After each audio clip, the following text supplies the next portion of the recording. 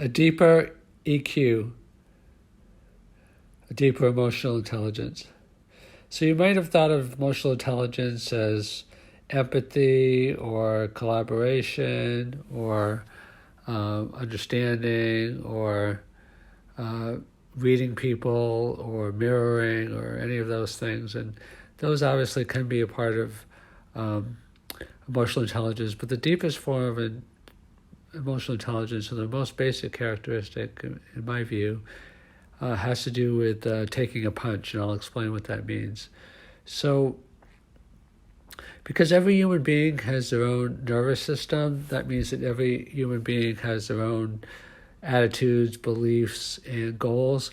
So everybody is a little bit, not necessarily in conflict, but individual in the sense that what one person wants is not what another person wants, is not what another person wants. No two people want exactly the same thing, because everybody has a different nervous system and a different brain, and is hardwired to want what they want, which is different than you want. So in terms of how that relates to taking a punch,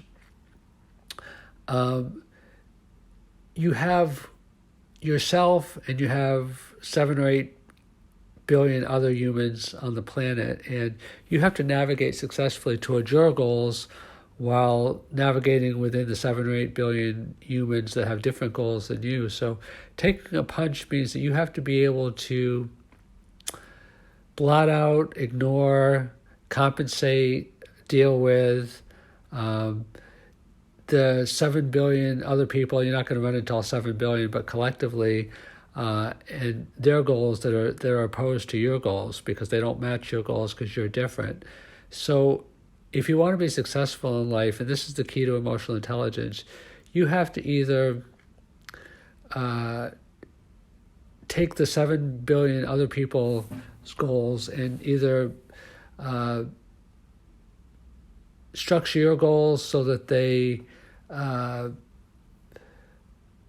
structure your goals such that they complement other people's, or ignore them, or take a punch.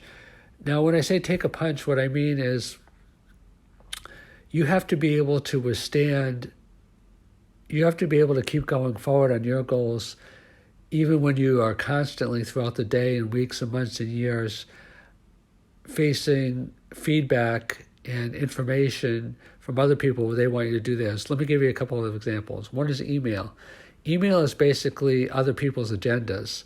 Do this for me, collaborate with this on me, I'm interested in this project.